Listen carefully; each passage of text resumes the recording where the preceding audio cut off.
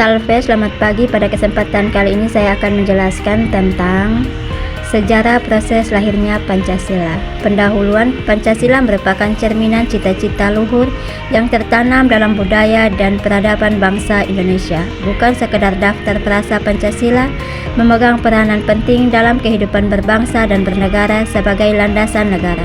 Warisan agung bangsa Indonesia yang dikenal sebagai Pancasila perlu dilestarikan dan dipraktikkan dalam kehidupan sehari-hari. Melalui pemahaman dan penerapan cita-cita Pancasila, kita dapat membangun bangsa yang maju, berkeadilan, dan bersejahtera. Latar belakang sejarah. Para pendiri bangsa terutama termotivasi untuk mempertimbangkan pembentukan negara berdasarkan kondisi yang keras dan tidak adil yang berlaku di Indonesia. Selama era kolonial, setelah pertimbangan yang cermat, Pancasila dipandang sebagai pilihan terbaik untuk menciptakan negara yang otonom, bersatu, berdaulat, adil, dan sukses bagi Indonesia. Tujuan utama lembaga yang didirikan oleh pemerintah Jepang pada tanggal 29 April 1945 ini adalah untuk mempersiapkan dan melakukan penyelidikan yang berkaitan dengan kemerdekaan Indonesia. Meskipun didirikan oleh para penjajah, BPUPKI berfungsi sebagai wadah bagi para pemimpin nasional untuk mengembangkan sistem politik yang akan menjadi landasan Indonesia yang merdeka. Pidato lahirnya Pancasila telah meninggalkan warisan yang tak ternilai bagi bangsa Indonesia. Pidato ini menunjukkan kemampuan bangsa Indonesia untuk menghasilkan ide-ide cemerlang yang patut dijadikan contoh bagi semua orang. Prinsip-prinsip yang tertuang dalam Pancasila masih berlaku hingga saat ini dan menjadi landasan bagi pertumbuhan bangsa Indonesia. 5 Sila Pancasila. Titik balik yang signifikan dalam pengembangan prinsip-prinsip yang mendasari negara Indonesia adalah pidato Soekarno pada tanggal 1 Juli 1945. 5 prinsip yang dikemukakannya menjadi model bagi Pancasila sebagaimana yang berlaku saat ini. Sebagai landasan kehidupan berbangsa dan bernegara Indonesia, setiap konsep memiliki hakikat yang sama meskipun urutannya berbeda-beda. 1. Kebangsaan Indonesia. 2. Internasionalisme atau peri kemanusiaan. 3. Mufakat atau demokrasi. 4. Kesejahteraan sosial. 5. Ketuhanan yang Maha Esa. Dalam sejarah pergerakan kemerdekaan Indonesia, Panitia 9 memegang peranan penting berkat kerja keras dan pemikiran yang cermat dari para anggotanya. Lahirlah Piagam Jakarta yang menjadi dasar kemerdekaan Indonesia.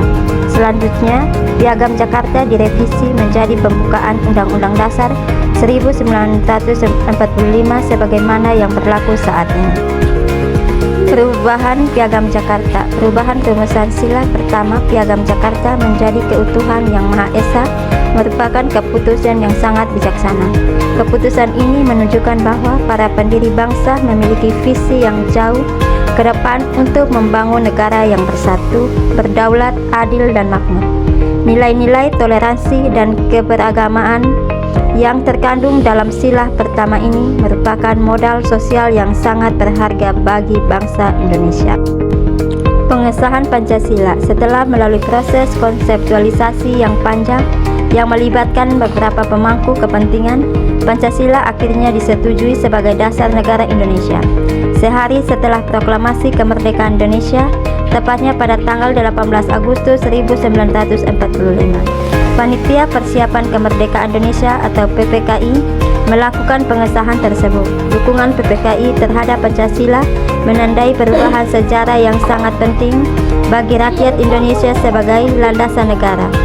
Pancasila telah menunjukkan kemampuannya untuk menyatukan penduduk Indonesia yang beragam dan bertindak sebagai cetak biru untuk membangun negara yang makmur dan kontemporer. Sidang PPKI. Panitia Persiapan Kemerdekaan Indonesia atau PPKI merupakan organisasi penting yang memegang peran besar dalam sejarah kemerdekaan Indonesia. PPKI dibentuk pada tanggal 7 Agustus 1945. PPKI bertugas melanjutkan kerja Badan Penyelidik Usaha Persiapan Kemerdekaan Indonesia atau BPUPKI. Panitia ini memiliki misi utama untuk mempersiapkan proklamasi kemerdekaan, memindahkan kekuasaan, serta membentuk Undang-Undang Dasar atau UUD dan Tata Kenegaraan Republik Indonesia. Ir Soekarno ditunjuk sebagai Ketua PPKI dengan Muhammad Hatta sebagai wakilnya, serta Mr. Ahmad Subarjo sebagai penasehat. Tugas besar yang diemban oleh PPKI menjadi fondasi penting dalam pembentukan negara Indonesia yang merdeka.